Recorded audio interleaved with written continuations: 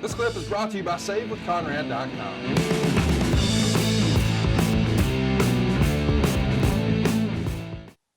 Let's before we jump into Terry's wrestling career, because he's going to start working in 65. Oof. Some of our listeners, some of our younger listeners who really just grew up with you in the Attitude Era, they probably don't know what a big player Dory Funk Sr. was in the business. Can you add some context to that? Well, he was a power broker. Dory Sr. had a lot of influence within the NWA.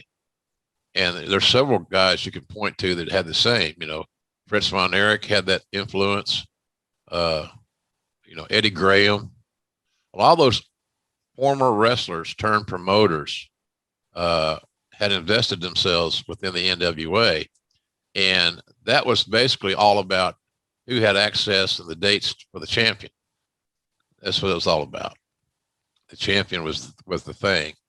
And of course, Dory Sr. had two sons that were NWA champions, and both very, very good. They're different as hell, but they were different in their not just their performance, but their style, presentation.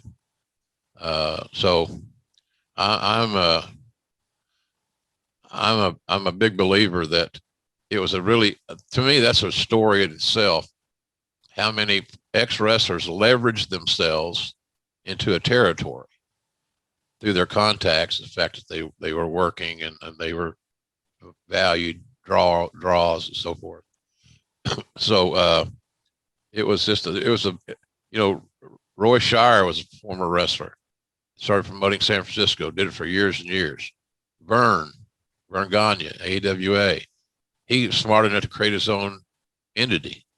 He didn't want to be beholden to the NWA and the whims of a small group of wrestling politicians. And so it was an interesting time to be around wrestling. I was, in 65, I was 13 years old. So Terry started long before I got really aware of, I was still hauling hay and playing junior high football and things of that nature in 65. So, but I'm sure glad I made that choice, that career choice.